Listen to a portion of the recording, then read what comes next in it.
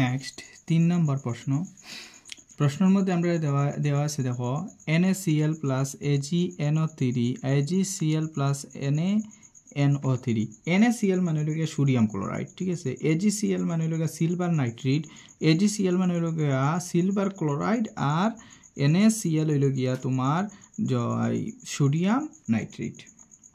তো এই দুটোটার মধ্যে যে বিভাজন যেটা যে কেমিক্যাল রিঅ্যাকশনটা হইছে সেগুলো আমরা এখন ব্যালেন্স করবার লাইন চেক করব। এখানে কিন্তু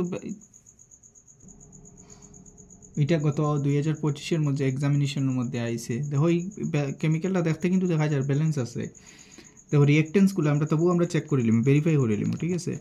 ভেরিফাই করতে গিয়ে আমরা ফার্স্টে রিঅ্যাকটেন্সগুলো লিখে নিলাম।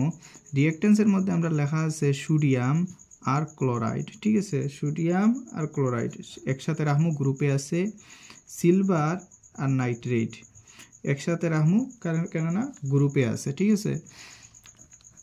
সিলভার ক্লোরাইড একসাথে রাখমু, কেননা গ্রুপে আছে।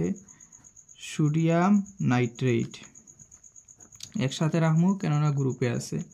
দেখো এখানে সোডিয়াম কয়টা আছে, সোডিয়ামের অ্যাটম আছে একটা, ক্লোরাইডের অ্যাটম আছে একটা, সিলভারের অ্যাটম আছে একটা, আর পরে নাইট্রেটের অ্যাটম আছে একটা।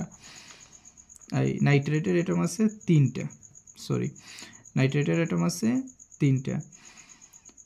এখানের মধ্যে আবার দেখা যায় সিলভারের অ্যাটম আছে একটা, ক্লোরিনের একটা, সোডিয়ামের একটা, নাইট্রিনের তিনটা।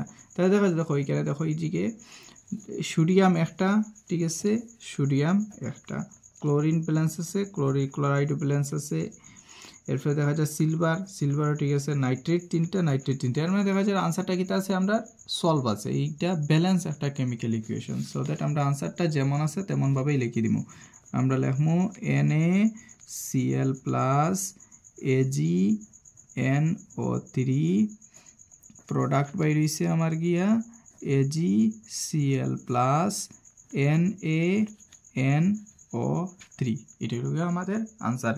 কিন্তু এই রিঅ্যাকশনটা ব্যালেন্স আসলো, সেই জন্য আমরা ব্যালেন্স রিঅ্যাকশন তাহার কারণে সেম লিখিয়া দিছি, ঠিক আছে।